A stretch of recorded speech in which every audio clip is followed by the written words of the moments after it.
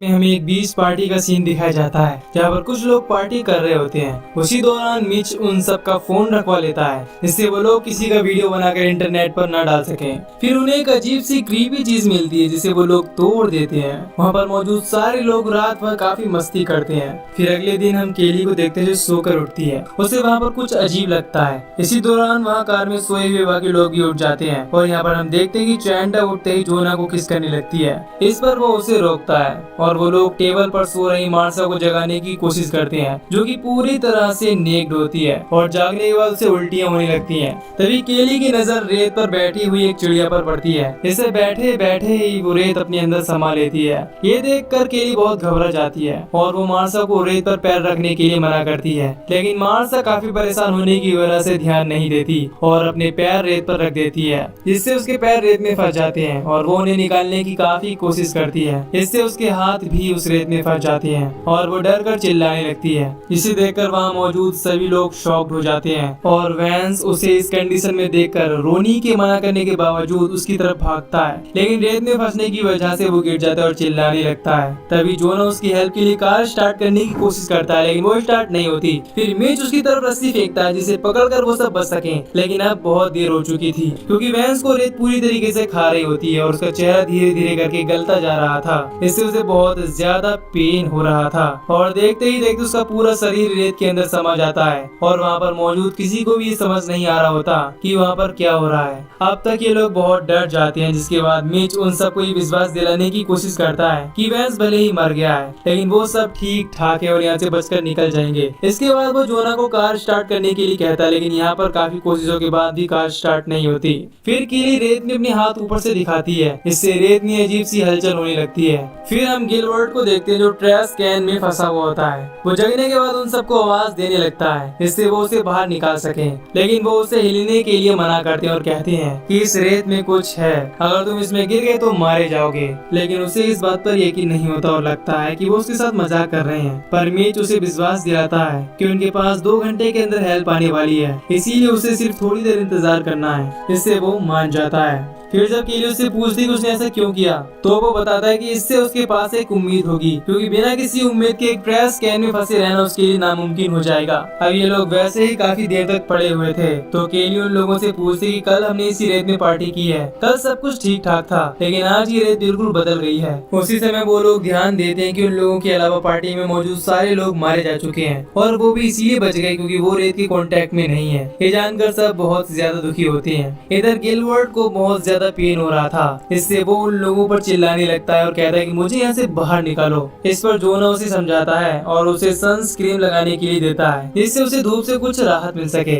उसी समय उन लोगों की नजर उस क्रीपी चीज के एक हिस्से पर पड़ती है जो उन्हें रात को मिली थी। वो अब 2 टुकड़ों में दिख रही थी। इसे देखकर उन्हें पता चलता है कि वो एक अंडा था। इससे उन्हें ये बात कंफर्म हो जाती है कि संडे से कोई न कोई मॉन्स्टर निकला है और उसी वजह से रेत के संपर्क में आने से लोग मारे जा रहे हैं। इसके बाद उस मॉन्स्टर का आकार यानी कि साइज जानने के लिए केली हॉट डॉग फेंककर चेक करती है तो इस दौरान उन्हें पता चलता है कि वो काफी बड़ा है और दूर तक फैला हुआ है। जोना वहाँ जाने के लिए कहता है, लेकिन उसे चैंडा मना करती है और रोनी उसे समझाने की कोशिश करती है कि यहाँ पर काफी देर तक कोई नहीं आने वाला क्योंकि बाकी लोग जो गायब है उन्हें भी कोई देखने नहीं आया। इसके बाद जोना स्केटबोर्ड की मदद से आगे बढ़ना शुरू करता है और उसका ये आइडिया काम कर जाता है, लेकिन जब वो किसी तरह से टेबल तक पहुंचता है तो उसी दौरान उसका स्केटबोर्ड खिसकने लगता है। हालांकि वो संभलने की काफी कोशिश करता है, तभी रेत से कुछ खतरनाक रोए निकलने लगते हैं जो उसके पेट पर हमला कर देते हैं, लेकिन वो हिम्मत नहीं हारता और किसी तरह से टेबल पर चढ़ जाता है। पर उसी समय उसकी नजर अपने पेट पर पड़ती है जो बुरी तरीके से घायल हो गया था। इसे देखकर बाकी सब लोग बहुत डर जाते हैं, लेकिन वो दोबारा उठकर बैग में सामान चेक करने लगता है और उसे बैग में एक केला मिलता है जिसे वो खाने की कोशिश करता है, लेकिन इससे उसे उल्टियां होने लगती हैं और तभी सबकी नजर उसके पेट की तरफ पड़ती है जो पूरी तरह से सड़ रहा होता है और उसमें छाले पड़ने लगते हैं, जिसे देखकर वो भी बहुत ज्यादा डर जाता है। केली उसका हौसला बढ़ाती है और उसे बैग में मौजूद सामान सबको देने के लिए कहती है। वो एक एक करके सबको उसमें से ड्रिंक्स देता है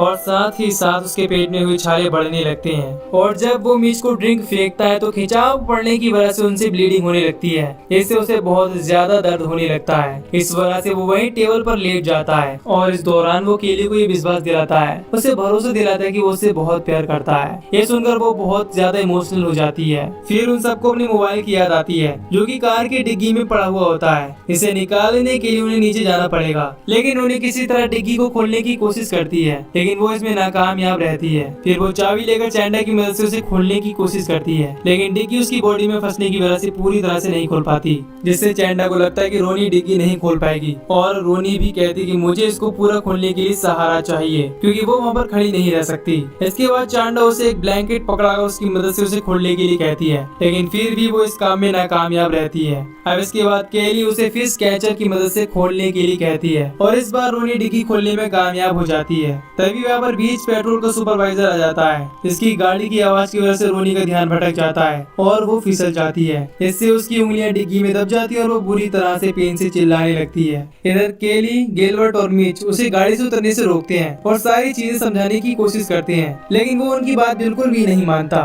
उसे ऐसा लगता है कि उन लोगों ने ड्रग्स ले रखी है, जिससे वो उन लोगों के मना करने के बावजूद गाड़ी से उतर जाता है और रेत में चलने लगता है, जिसे देखकर वो सब हैरान हो जाते हैं, क्योंकि वो रेत उसे कोई भी नुकसान नहीं पहुंचा रही थी। फिर जब वो जोना के पास पहुंचता है तो उसकी पेट की हालत देखकर उसे काफी अजीब लगता है। इसके बाद वो गिलबर्ट को उस कैन से बाहर निकालने की कोशिश करता है, लेकिन वो उसे नहीं निकाल पा रहा होता। इसके बाद वो कहता है कि मेरी टीम आएगी और तुम्हें निकालेगी। इसके बाद जब वो रोनी की उंगली डिग्गी से निकाल रहा होता है तो वो इस बात पर काफी गुस्सा होता है कि कोई उसकी मदद क्यों नहीं कर रहा, जिससे केली उस पर काफी गुस्सा हो जाती है। वो सुपरवाइजर उसे छोड़कर केली के पास पहुंच जाता है, जहाँ पर केली उसे बताने की कोशिश करती है कि उसके 2 दोस्त पहले ही मारे जा चुके हैं। अब ये जानकर वो उनकी डेड बॉडी के बारे में पूछता है। इसके बाद केली उसे बताती है कि इस रेत ने उनकी डेड बॉडी को पूरी तरह से खा लिया है। ये सुनकर वो काफी गुस्सा होता है और केली और मिच को नीचे बुलाता है। केली उसे समझाने की कोशिश करती है कि उनका वहाँ आना सेफ नहीं है, लेकिन सुपरवाइजर इसके लिए नहीं मानता और अपनी गन निकालने की कोशिश करता है। उसी समय उसकी चाबी रेत में गिर जाती है, जिससे केली उठाने के लिए मना करती है, लेकिन इससे पहले वो चाबी उठाता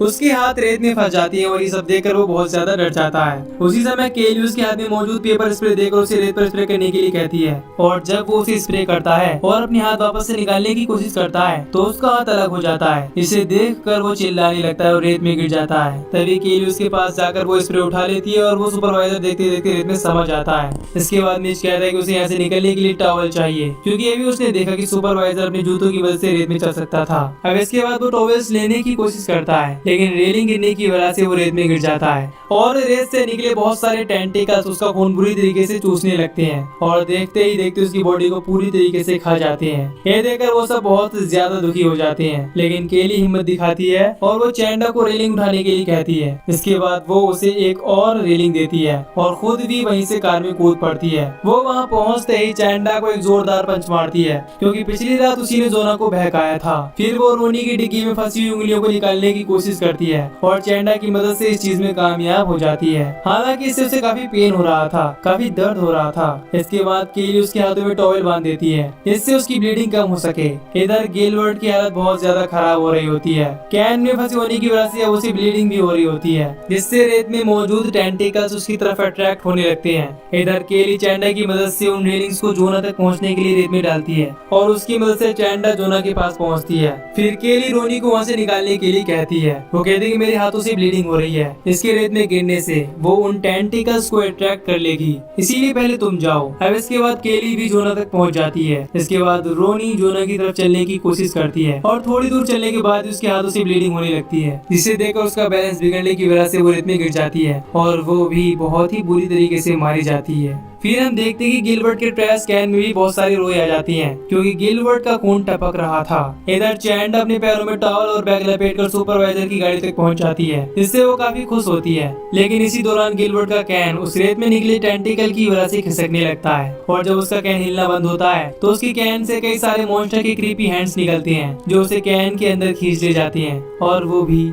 मारा जाता है। इससे हमें ये भी पता चलता है कि धीरे धीरे वो मॉन्स्टर बड़ा और स्ट्रॉन्ग भी हो रहा है। तभी वो मॉन्स्टर गाड़ी पर भी हमला कर देता है, जिससे चैंडा गाड़ी पर ही स्लिप हो जाती है और गिरने की वजह से बेहोश हो जाती है। इससे केली बहुत परेशान हो जाती है। इसके बाद बड़ी मुश्किलों के बाद चैंडा रात में जागती है और वो एयर बाथ टब की मदद से जोना को कार के अंदर बिठा लेती है। लेकिन जब केली कार के अंदर आती है तो उसी समय मॉन्स्टर उस पर अटैक कर देता है और गाड़ी का गेट बंद कर देता है। इसके बाद केली गाड़ी के ऊपर चढ़ जाती है। तभी उसे गैसोलीन का एक ऑयल कैन मिल जाता है, लेकिन जैसे ही वो उसे उठाती है वो मॉन्स्टर उससे कैन छीन लेता है। इसके बाद वो दूसरा टैंक उठाकर गाड़ी की चारों तरफ रेत में डालती है और लाइटर की मदद से वहां आग लगा देती है और ऑयल गिरने की वजह से उस मॉन्स्टर के ऊपर भी आग लग जाती है। इससे वो पूरी तरह से जलने लगता है। लेकिन जब वो गाड़ी के अंदर जाती है तो वो मॉन्स्टर गाड़ी का गेट खोलने की कोशिश करता है। केली गेट को बंद कर लेती है। फिर वो मॉन्स्टर धीरे धीरे शांत हो जाता है और उन लोगों को नींद आ जाती है। अगली सुबह वहाँ पर एक आदमी आता है जो उन्हें उठाता है और इस समय जब केली गाड़ी से बाहर निकलती है वो काफी डर रही होती है। लेकिन जब वो रेत में पैर रखती है तो उसे महसूस होता है कि अब मॉन्स्टर मारा जा चुका है। इससे वो दोनों गाड़ी से बाहर निकलती हैं और वहाँ से चली जाती हैं। इधर हम जोना को देखते हैं जो कि यह मर चुका होता है। फिर हमें दिखाया जाता है कि अब वो मॉन्स्टर समुद्र में है और शहर की तरफ बढ़ रहा है और यहीं पर ये मूवी खत्म हो जाती है। तो दोस्तों, अगर आपको इस मूवी की एक्सप्लेनेशन पसंद आई